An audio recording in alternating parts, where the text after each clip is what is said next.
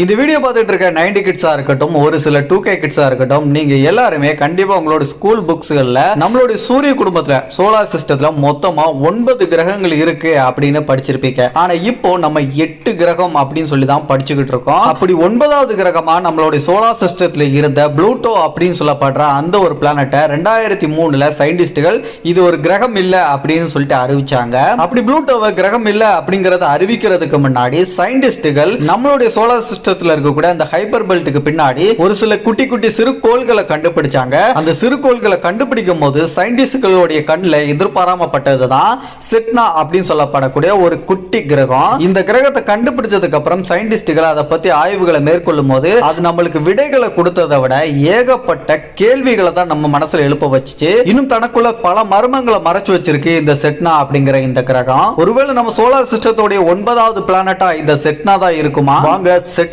அப்படிங்கிற சிறுகோளின் ரகசியம் பத்தி தெரிஞ்சுக்கலாம். வீடியோக்குள்ள போறதுக்கு முன்னாடி நம்ம சேகர் விசன் சேனலுக்கு இதான் முதல் தடவை வந்திருக்கீங்கன்னா சேனலை சப்ஸ்கிரைப் பண்ணி பெல் நோட்டிஃபிகேஷன் கரெக்ட்டா செட் பண்ணி வச்சுக்கோங்க நண்பா. இந்த வீடியோ பார்த்து முடிச்சதுக்கு அப்புறம் மறக்காம வீடியோக்கு ஒரு லைக் கொடுத்துருங்க. Welcome back another new video. நான் உங்கள் சேகர்.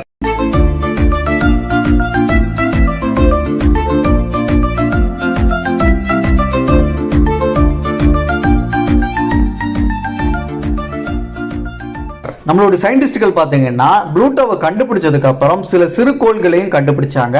அதில் குறிப்பாக பார்த்தீங்கன்னா ஈரிஸ், ஹோமியா, அதுக்கப்புறம் மேக்கா அப்படின்னு சொல்லப்படக்கூடிய 3 சிறுகோள்களையும் சேர்த்து கண்டுபிடிச்சாங்க. ப்ளூட்டோவை கண்டுபிடிக்கும் போது இந்த சிறுகோள்கள் சம்பந்தமா ஆய்வுகளை சயின்டிஸ்டுகள் பண்ணிட்டு இருக்கும் போது அவங்களோட கண்களுக்கு இந்த சிறுகோள்களையும் தாண்டி இன்னொரு கிரகமும் அவங்களோட கண்ணில் பட்டுச்சு. அப்படி பட்டது தான் இந்த செட்னா அப்படின்னு சொல்லப்படக்கூடிய ரொம்ப ரொம்ப ரொம்ப குட்டியான ஒரு கிரகம். இந்த கிரகத்தை கண்டுபிடிச்சதுக்கு அப்புறம் அவங்கள இந்த கிரகம் ரொம்பவே ஆச்சரியப்படுத்துச்சு அப்படின்னு தான் சொல்லணும். ஏன் அப்படி பாத்தீங்கன்னா இந்த கிரகம் எப்படி நம்மளுடைய சூரியனை இது சுத்தி வருது அப்படிங்கிறது அவங்களுக்கு மிகப்பெரிய ஒரு கேள்வியா வந்துச்சு. ரெண்டாவது முக்கியமான ஒரு விஷயம் பாத்தீங்கன்னா இந்த செட்னா அப்படிங்கிற கிரகம் நம்மளுடைய ஹைப்பர் பெல்ட்டுக்கு வெளியவே இருக்கு, ரொம்ப வெளியே தள்ளி தான் இருக்கு அப்படின்னு தான் சொல்லணும். இந்த செட்னா அப்படிங்கிற இந்த கிரகம் நம்மளுடைய சூரியன்ல இருந்து கிட்டத்தட்ட 1200 கோடி கிலோமீட்டர் தூரத்துல இருக்கு. சொல்ல போனா நம்மளுடைய ப்ளூட்டோவை விட நம்மளுடைய ப்ளூட்டோக்கும் சூரியனுக்கு இருக்கக்கூடிய தூரத்தை விட 2 மடங்கு அதிகமான தூரத்துல தான் இந்த செட்னா அப்படிங்கிற கிரகம் நம்ம சூரியனை சுத்தி வந்துட்டு இருக்கு. இது சம்பந்தமான ஆய்வுகளை தொடர்ந்து அவங்க பண்ணும்போது அவங்களுக்கு இன்னும் நிறைய கேள்விகளையும் நிறைய அதிர்ச்சிகளையும் தான் அந்த செட்னா அப்படிங்கிற அந்த கிரகம் கொடுத்துச்சு. அந்த கிரகத்தோட ஆர்பிட், அதுக்கப்புறம் அதோட வேகத்தை கால்குலேட் பண்ணி சயின்டிஸ்டுகள் சில விஷயங்கள் கண்டுபிடிச்சாங்க. அதுல இந்த செட்னா அப்படிங்கிற கிரகம் நம்மளுடைய சூரியனுக்கு ரொம்ப பக்கத்துல இப்ப இருக்குன்னு சொல்றாங்க. அதாவது 1200 கோடி கிலோமீட்டர் அப்படிங்கிறது ரொம்ப தூரம் தான். ஆனா இதுதான் இந்த கிரகம் அப்படிங்கிறது நம்ம சூரியனுக்கு ரொம்ப பக்கத்துல வர்றது அப்படின்னு சொல்றாங்க. இதோட அதிகபட்ச தூரம், அதிகபட்சமா தூரத்துல இருந்து சூரியனை சுத்துற தூரம் அப்படிங்கிறது பாத்தீங்கன்னா கிட்டத்தட்ட 14,000 கோடி கிலோமீட்டர் தூரத்துல இருந்து சூரியனை இது சுத்தும் அப்படின்னு சொல்றாங்க. அப்ப எந்த அளவுக்கு டிஸ்டன்ஸ்ல இது சுத்திட்டு இருக்கு அப்படின்னு நீங்களே கற்பனை பண்ணி பாருங்க. இவ்வளவு தொலைவில் இருக்கக்கூடிய ஒரு குட்டி கிரகத்தை எப்படி நம்மளுடைய சூரியன் அப்படிங்கிறது ஒரு ஈர்ப்பு விசையை பயன்படுத்தி பிடிச்சு வச்சிருக்கு அப்படின்னு சொல்லிட்டு சயின்டிஸ்டுகளுடைய மைண்ட்ல ஒரு மிகப்பெரிய ஒரு கேள்வியை எழுப்பிச்சு. இதை தாண்டி இந்த செட்னா அப்படிங்கிற அந்த கிரகம் குட்டியா இருக்கிறது மட்டும் இல்லாம அது பூமியை மற்ற கிரகங்கள் மாதிரி சுத்தாம ஒரு மிகப்பெரிய ஒரு நீள்வட்ட பாதையில சுத்திட்டு இருக்கு. இந்த ஒரு பாதையை, சுற்றுப்பாதையை அது எப்படி தேர்ந்தெடுத்துச்சு அப்படின்னு சொல்லிட்டு மிகப்பெரிய ஒரு கன்ஃபியூஸ்ல ஆய்வாளர்கள் இருந்துட்டு இருந்தாங்க. இதை தாண்டி பல கட்ட ஆய்வுகளை இந்த எல்லா கேள்விகளுக்கும் விடை தேடும் விதமா அவங்க பண்ணிட்டு இருக்கும் போது இந்த செட்னா அப்படிங்கிற இந்த கிரகத்தை பத்தி சில விஷயங்களை அதோட சேர்த்து கண்டுபிடிச்சாங்க. முதல்ல பாத்தீங்கன்னா இந்த கிரகத்துக்கு எதுக்கு செட்னா அப்படின்னு பேர் வச்சாங்க அப்படின்னு பாத்தீங்கன்னா நம்மளுடைய பூமியில இருந்த ஒரு சிவிலைசேஷன் தான் இனூட் அப்படின்னு சொல்லப்படக்கூடிய ஒரு சிவிலைசேஷனுடைய கடல்களின் கடவுளான செட்னா அப்படின்னு சொல்லப்படக்கூடிய கடல் கடவுளுடைய பேரை தான் இந்த கிரகத்துக்கு செட்னா அப்படிங்கிற பேரை வச்சிருக்காங்க. இதுக்கப்புறமா ஆய்வாளர்கள் இந்த செட்னா அப்படிங்கிற இந்த கிரகத்தை பத்தி ஆய்வு பண்ணி கண்டுபிடிச்ச விஷயங்கள் என்ன அப்படிங்கறத தெரிஞ்சுக்கலாம். ஃபர்ஸ்ட் ஆஃப் ஆல் இந்த செட்னா அப்படிங்கிற இந்த கிரகம் ரொம்ப குளிர்ந்த ஒரு கிரகம், கோல்டா இருக்கக்கூடிய ஒரு கிரகம் அப்படின்னு சொல்றாங்க. எந்த அளவுக்கு அப்படின்னு பாத்தீங்கன்னா இந்த கிரகத்தோட அதிகபட்ச வெப்பநிலை அப்படிங்கிறது -250 டிகிரி செல்சியஸ் அப்படின்னு சொல்றாங்க.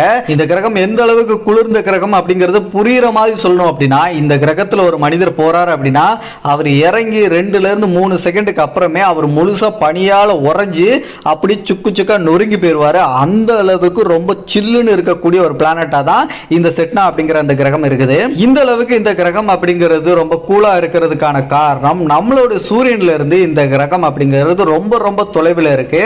அதிகபட்ச தூரம் அப்படிங்கிறது நம்ம சூரியன்ல இருந்து இந்த கிரகம் இருக்கிறது கிட்டத்தட்ட 14,000 கோடி கிலோமீட்டர்.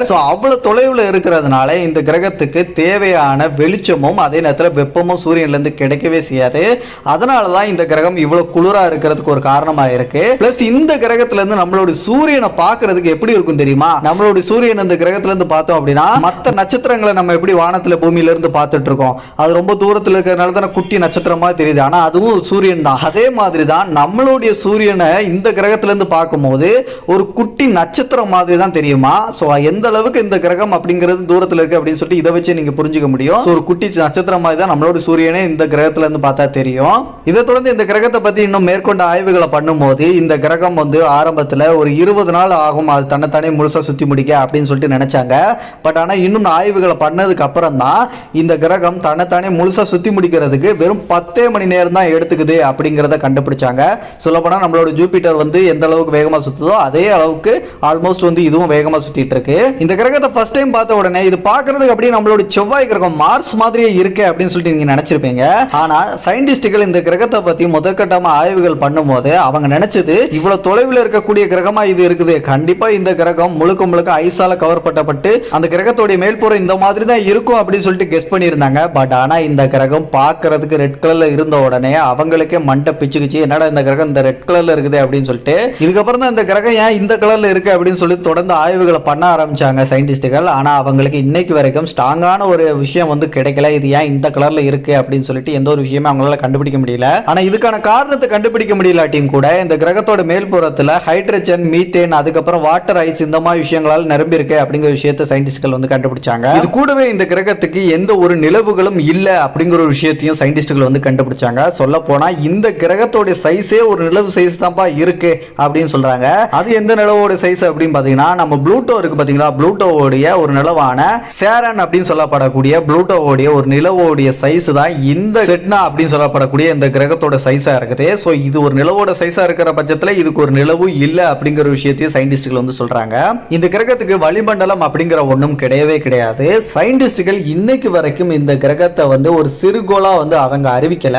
அதுக்கு முக்கியமான காரணம் என்ன அப்படின்னு பாத்தீங்கன்னா ஐக்ளோஸ்டெரி யூக்ளிப்டேரியம் இன்னும் இந்த கிரகம் அப்படிங்கிற ரீச் பண்ணவே இல்லை. இந்த காரணத்தினாலேயே இந்த கிரகத்தை இன்னைக்கு வரைக்கும் சிறுகோள் அப்படின்னு சொல்லிட்டு சயின்டிஸ்ட்கள் அந்த லிஸ்ட்ல சேர்க்காம வச்சிருக்காங்க. பிளஸ் வந்து இதை வந்து ஒரு மைனர் பிளானட் அப்படின்னு சொல்றாங்க. இது கூடவே இந்த கிரகம் அப்படிங்கிறது அதோட ஈர்ப்பு விசையை பெருசா வந்து வெளிப்படுத்தாம அது ரொம்ப ரொம்ப குட்டியா இருக்கிறதுக்கும் சான்ஸ் இருக்கு. பிளஸ் வந்து இர்ரெகுலர் ஷேப்ல இருக்கலாம் அப்படின்னு சில பேர் சொல்றாங்க. பட் இருந்தாலும் அது இப்போ வந்து ஹைட்ரோஸ்டெரிக் ஈக்ளிப்டேரியமா இருக்கலாம், மீன்ஸ் வந்து ரவுண்டா இருக்கலாம் அப்படின்னு சொல்றாங்க. பட் ஆனா அது இன்னும் கன்ஃபார்ம் செய்யப்படல. அபிஷியலா கன்ஃபார்ம் ஆச்சு அப்படின்னா கண்டிப்பா இந்த கிரகத்தை அந்த சிறுகோள்கள் பட்டியலில் வந்து சயின்டிஸ்ட்கள் வந்து சேர்த்துருவாங்க. தொடர்ந்து இது சம்பந்தமான ரிசர்ச்சுகளை சயின்டிஸ்ட்கள் தொடர்ந்து பண்ணிட்டு தான் இருக்காங்க. இதுவரைக்கும் இந்த கிரகத்தை பத்தி நம்ம தெரிஞ்சுக்கிட்ட விஷயங்களை தான் தெரிஞ்சுக்கிட்டோம். ஆனா சயின்டிஸ்ட்களுக்கு இன்னைக்கு வரைக்கும் விட தெரியாத ஒரு விஷயமா இருக்கிறது இந்த கிரகம் எப்படி நம்மளோட சூரியனை இவ்வளவு பெரிய நீள்வட்ட பாதையில சுத்திட்டு இருக்கு, அது எப்படி இங்க வந்துச்சு அப்படின்னு சொல்லிட்டு ஒரு மிகப்பெரிய ஒரு கன்ஃபியூஸ்ல இருக்காங்க. ஆனா சில தியரிஸ் வந்து முன்வைக்கப்படுது. இந்த காரணத்தினால மேபி வந்து இந்த கிரகம் வந்து இவ்வளவு பெரிய நீள்வட்ட பாதையில சுத்துறதுக்கு ஒரு காரணமா இருக்கலாம், இது நம்ம சூரியனை சுத்துறதுக்கு ஒரு காரணமா இருக்கும் அப்படின்னு சொல்றாங்க. அப்படி என்னென்ன தியரிஸ் எல்லாம் முன்வைக்கிறாங்க அப்படின்னா இந்த செட்னா அப்படி சொல்லப்படக்கூடிய இந்த கிரகம் அப்படிங்கிறது நம்ம சூரிய குடும்பத்தில் இருக்கக்கூடிய சனி, வியாழன் இந்த 2 கிரகங்களும் ஆரம்பத்தில் உருவான சமயத்துல நிறைய அங்க இருக்க டஸ்ட் பார்ட்டிகள் எல்லாத்தையுமே பிடிச்சு இழுத்து தூக்கி எறிகிற வேலையை தான் இந்த சனி அண்ட் அதுக்கப்புறம் அந்த ஜூபிட்டர் அப்படிங்கிற அந்த வியாழன் கிரகம் பண்ணிட்டு இருந்துச்சு. அந்த சமயத்துல 10ல் 11 இந்த செட்னா அப்படிங்கிற அந்த கிரகமும் அந்த சமயத்துல உருவாகி இருக்குது. அதுக்கப்புறம் சனி, வியாழன் 2 கிரகத்தோட ஈர்ப்பு விசையினால் ஈர்க்கப்பட்டு அதுக்கப்புறம் வியாழன் சனியோட ஈர்ப்பு விசை பக்கத்துல வந்ததுக்கு அப்புறம் அது கிளிங் ஷாட் பண்ணி அப்படி தூக்கி வீசப்பட்டிருக்கலாம் இந்த செட்னா அப்படிங்கிற கிரகம். தூக்கி வீசப்பட்ட இந்த செட்னா கிரகம் நம்மளோட சூரியனுடைய ஈர்ப்பு விசை காரணமா சூரியனை சுத்தி வர்றதுக்கு ஒரு காரணமா இருக்கலாம் இப்போ வரைக்கும் அப்படின்னு சயின்டிஸ்ட்களால் வந்து சில பேரால் சொல்லப்படுது. ஸோ இந்த ஒரு தியரியை தான் நிறைய சயின்டிஸ்ட்கள் வந்து ஏத்துக்கிட்டு இருக்காங்க. மற்ற தியரிஸை வந்து இப்போ வரைக்கும் ஒரு ஹைப்போதெட்டிக்கல் தியரியா தான் வந்து வச்சிருக்காங்க. அது இருக்கலாம் அப்படின்லாம் சொல்ல முடியாது அப்படின்னு சொல்றாங்க சில பேர்.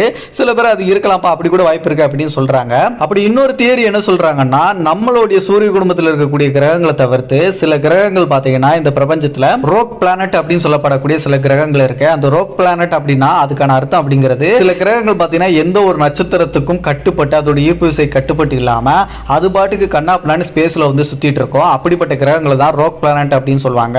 அந்த மாதிரியான ஒரு பிளானட்டா தான் இந்த செட்னா அப்படிங்கிற இந்த ஒரு கிரகம் இருக்கிறதுக்கு வாய்ப்பு இருக்கு. அப்படி ரோக் பிளானட்டா விண்வெளியில அது பாட்டு இஷ்டத்துக்கு சுத்திட்டு இருந்த கிரகத்தை நம்மளுடைய சூரியன் அது பக்கத்துல வரும்போது அதோட ஈர்ப்பு விசை மூலமா ஈர்த்து பிடிச்சு இன்னைக்கு வரைக்கும் வச்சிட்டு இருக்கு. அந்த ஒரு காரணத்தினால தான் இது வந்து நம்ம சூரியனை சுத்துறதுக்கு ஒரு காரணமா இருக்கு அப்படின்னு சொல்லிட்டு அந்த ஒரு தியரி முன்வைக்கிறாங்க. பட் ஆனா அது கூட சில பேரால் வந்து ஏத்துக்கப்படாம தான் இருக்குது. இப்படி இந்த செட்னா அப்படிங்கிற கிரகத்தை பத்தி நிறைய தியரிஸும் நிறைய மர்மங்களும் தனக்குள்ள வச்சிட்டு இருக்கக்கூடிய இந்த கிரகம் அப்படிங்கிறது இன்னைக்கு வரைக்கும் விஞ்ஞானிகளால் பல கேள்விக்கு விடை அளிக்க முடியாமையே இருந்துட்டு இருக்கு. அதுக்கான ஆய்வுகளும் தொடர்ந்து பண்ணிட்டு தான் இருக்காங்க. பட் இது மாதிரி எத்தனை கிரகங்களை கண்டுபிடிச்சாலும் என்னைய பொறுத்த வரைக்கும் நம்மளுடைய சூரிய குடும்பத்தில் இருக்கக்கூடிய நம்ம பூமி தான் சிறந்த ஒரு கிரகம் அப்படின்னு சொல்லுவேன். ஏன்னா இங்க மட்டும் தான் உயிர்கள் இருக்கு, பருகி பெருகி எல்லா உயிர்களும் சந்தோஷமா வாழ்ந்துட்டு இருக்கு, எல்லா விஷயங்களும் சரியாவும் இருக்கு. நம்மளோட பூமியில மட்டும்தான் உயிர்கள் வாழ்றதுக்கு ஏற்ற மாதிரி அந்த வகையில பார்த்தா பூமி தானே சிறந்தது. ஓகே ஃப்ரெண்ட்ஸ், இந்த வீடியோலயே அவ்வளவுதான். இந்த வீடியோல இந்த கிரகத்தை பத்தி நிறைய விஷயங்கள் தெரிஞ்சிருப்பீங்கன்னு நம்புறேன். இந்த செட்னா அப்படிங்கிற கிரகத்தை பத்தி நீங்க என்ன நினைக்கிறீங்க அப்படின்னு சொல்லிட்டு மறக்காம கமெண்ட்ல சொல்லுங்க. அண்ட் இந்த வீடியோ பிடிச்சிருச்சு, யூஸ்ஃபுல்லா இருந்துச்சுன்னா வீடியோக்கு ஒரு லைக் கொடுக்க மறந்துடாதீங்க. நீங்க கொடுக்க லைக் மூலமா தான் எனக்கு அடுத்தடுத்த வீடியோஸ் போடுறதுக்கு மோட்டிவா இருக்கும். இன்னும் கூட நம்ம சேகர் விஷன் சேனலை சப்ஸ்கிரைப் பண்ணாம இருக்கீங்களா? சப்ஸ்கிரைப் பண்ணி பெல் நோட்டிஃபிகேஷனை கரெக்டாக செட் பண்ணி வச்சுக்கோங்க. அப்போ தான் படக்கூடிய எல்லா வீடியோஸையும் நீங்க மிஸ் பண்ணாம பார்க்க முடியும். மற்ற வீடியோஸ் பார்க்கணும் மேலே ஐக்கால் லிங்க் கொடுத்துருக்கேன். அடுத்த ஒரு நல்ல தகவலோட நான் உங்களை சந்திக்கும் முறை நான் உங்கள் சேகர். Bye bye.